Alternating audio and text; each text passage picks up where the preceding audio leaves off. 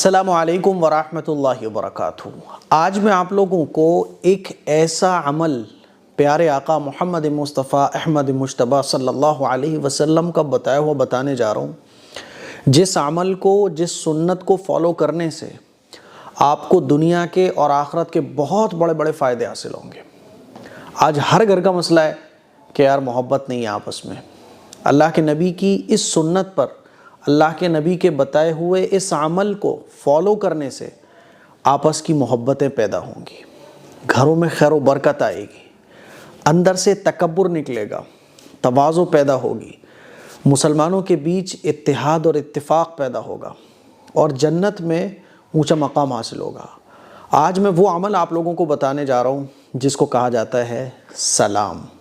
السلام علیکم ورحمۃ اللہ۔ ہم لوگ یہ تو جانتے ہیں کہ یہ سنت ہے، لیکن اللہ کے نبی نے اس سنت کے کتنے فائدے بیان فرمائے ہیں وہ ہمیں نہیں معلوم، جس کی وجہ سے ہم سلام تو کرتے ہیں لیکن اتنی اہمیت کے ساتھ اور اتنی فکر کے ساتھ نہیں کرتے ہیں۔ تو آئیے آج میں آپ لوگوں کو بتاتا ہوں السلام علیکم ورحمۃ اللہ وبرکاتہ کہنے کی فضیلت۔ نمبر 1، حضرت ابو ہریرہ رضی اللہ تعالیٰ عنہ روایت کرتے ہیں کہ رسول اللہ صلی اللہ علیہ وسلم نے فرمایا، تم جنت میں نہیں جا سکتے جب تک مومن نہ ہو جاؤ، اور تم اس وقت تک مومن نہیں ہو سکتے جب تک آپس میں ایک دوسرے سے محبت نہ کرو۔ کیا میں تمہیں وہ عمل نہ بتاؤں جس کے کرنے سے تمہارے درمیان محبت پیدا ہو جائے؟ وہ عمل کیا ہے؟ اللہ کے نبی نے ارشاد فرمایا، وہ عمل یہ ہے کہ سلام کو آپس میں خوب پھیلاؤ۔ میرے عزیز بھائیوں، میری بہنوں، سلام ایک ایسی نبی کی سنت ہے، نبی کا بتایا ہوا ایک ایسا عمل ہے کہ اس کو فالو کرنے سے ہم مسلمانوں کے بیچ میں محبت پیدا ہوگی، اور جب ہمارے بیچ محبت پیدا ہوگی تو ہمارا ایمان مکمل ہوگا اور تب ہی ہم جنت میں داخل ہو سکیں گے۔ فائدہ نمبر 2، فضیلت نمبر 2، حضرت ابو درداء رضی اللہ تعالیٰ عنہ سے روایت ہے کہ رسول اللہ صلی اللہ علیہ وسلم نے ارشاد فرمایا، سلام کو خوب پھیلاؤ تاکہ تم بلند ہو جاؤ۔ نبی علیہ الصلوۃ والسلام نے بلندی کو سلام کے ساتھ جوڑا، یعنی اللہ ہمیں اس دنیا کی بلندی اور آخرت کی بلندی عطا فرمائے گا جب ہم سلام کو مضبوطی سے پکڑ لیں گے۔ اسی لیے سلام کو خوب کرو، سلام کو خوب کرو، گھر میں کرو، باہر کرو، بچوں سے کرو، بڑوں سے کرو، اپنوں سے کرو، جن کو نہیں جانتے ان سے بھی کرو، سلام کو خوب کرو تاکہ بلند ہو جاؤ تم۔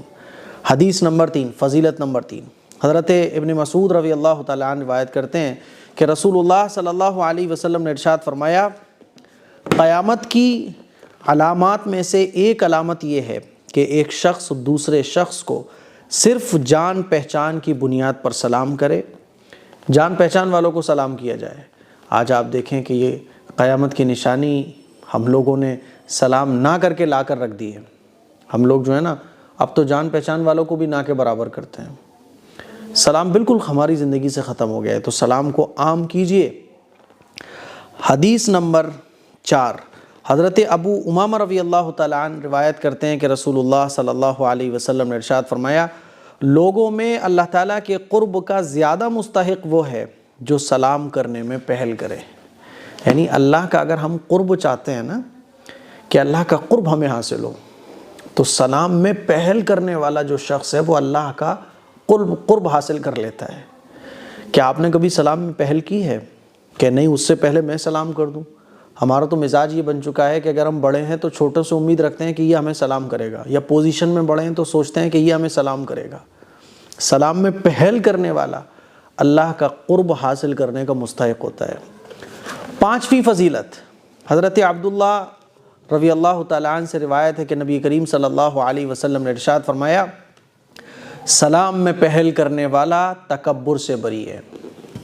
یعنی جو سلام میں پہل کرتا ہے اس کے اندر تکبر نہیں ہوتا۔ اللہ کے نبی نے گارنٹی دی ہے اس بات کی۔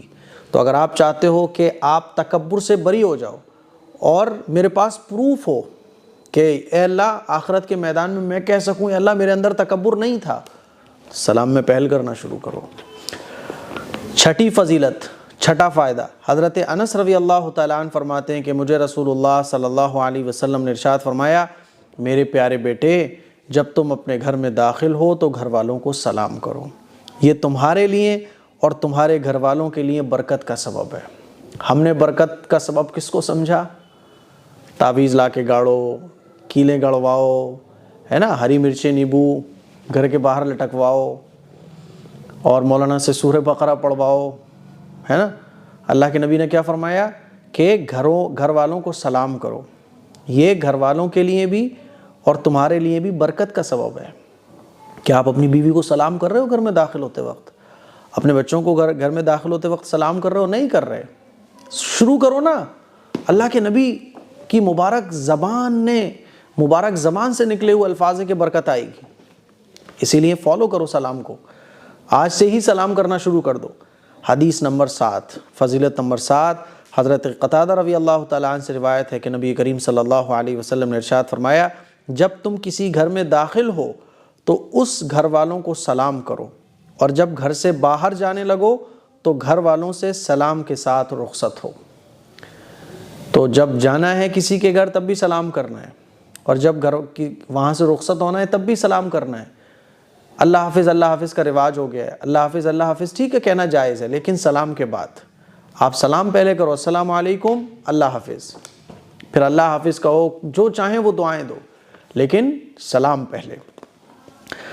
فائدہ نمبر 8، فضیلت نمبر 8، حضرت عبداللہ بن مسعود رضی اللہ تعالیٰ عنہ سے روایت ہے کہ نبی کریم صلی اللہ علیہ وسلم نے ارشاد فرمایا کہ السلام اللہ تعالیٰ کے ناموں میں سے ایک نام ہے، السلام اللہ کے ناموں میں سے ایک نام ہے جس کو اللہ تعالیٰ نے زمین پر اتارا ہے، لہٰذا اس کو آپس میں خوب پھیلاؤ، کیونکہ مسلمان جب کسی قوم پر گزرتا ہے اور ان کو سلام کرتا ہے اور وہ اس کو جواب دیتے ہیں تو ان کو سلام یاد دلانے کی وجہ سے سلام کرنے والوں کو اس قوم پر ایک درجے کی فضیلت حاصل ہوتی ہے، اور اگر وہ جواب نہیں دیتے ہیں تو فرشتے جو انسانوں سے بہتر ہیں اس کے سلام کا جواب دیتے ہیں۔ تو سلام کرنے والے جو لوگ ہوتے ہیں نا، وہ جواب دینے والوں سے بڑھ جاتے ہیں فضیلت میں۔ سلام کرنے کی عادت بنائیے۔ ایک حدیث اور سنیے، حدیث نمبر 9 اور سلام کرنے کی فضیلت نمبر 9۔ حضرت عبداللہ ابن سلام رضی اللہ تعالیٰ عنہ فرماتے ہیں کہ جب رسول اللہ صلی اللہ علیہ وسلم مکے سے ہجرت کر کے مدینہ تشریف لائے تو لوگ آپ صلی اللہ علیہ وسلم کو دیکھنے کے لیے دوڑتے ہوئے چلے آئے۔ میں بھی ان لوگوں میں شامل تھا۔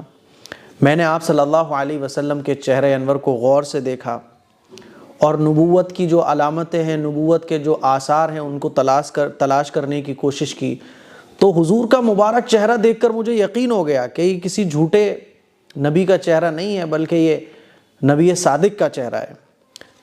پھر پہلی بات جو میں نے آپ صلی اللہ علیہ وسلم کے کلام سے سنی وہ یہ تھی، آپ صلی اللہ علیہ وسلم نے ارشاد فرمایا، اے لوگوں، یعنی حضور مکے سے مدینہ ہجرت کر کے آئے تو لوگوں سے جو پہلی بات حضور نے بیان فرمائی وہ کیا تھی؟ اے لوگوں، سلام کو پھیلاؤ۔ یعنی ہجرت کرنے کے بعد حضور نے سب سے پہلے جس چیز کی دعوت دی وہ سلام تھا۔ سلام کو پھیلاؤ اور لوگوں کو کھانا کھلاؤ، اور راتوں کو جس وقت لوگ سو رہے ہوتے ہیں نماز پڑھو تو تم جنت میں سلامتی کے ساتھ داخل ہو جاؤ گے۔ تو یہ کام ایسے ہیں کہ سلامتی کے ساتھ جنت میں تم داخل ہو سکتے ہو۔ اس میں سے پہلا کام ہے سلام کو پھیلاؤ۔ میرے عزیز بھائیوں، تو یہ سلام جو ہے نا بہت اونچی چیز ہے، تو جب بھی اپنے مسلمان بھائی سے ملیں تو سلام کریں۔ کوئی اگر آ گیا اور جگہ اسپیس نہیں ہے تو اس کے بیٹھنے کے لیے اسپیس کریں، اور سلام کے ساتھ اس کا استقبال کریں، یا وہ سلام کر رہے ہیں تو اس کو جواب دیں۔ اسی طرح سے جنت میں سلامتی کے ساتھ داخل ہونے کے جو 4 اعمال اس حدیث میں بیان کیے گئے وہ کون کون سے ہیں؟ لوگوں کو کھانا کھلانا، لوگوں کو کھانا کھلاؤ، اچھائی کا معاملہ لوگوں کے ساتھ کرو، سلام کو پھیلاؤ، اور تہجد کی نماز پڑھو۔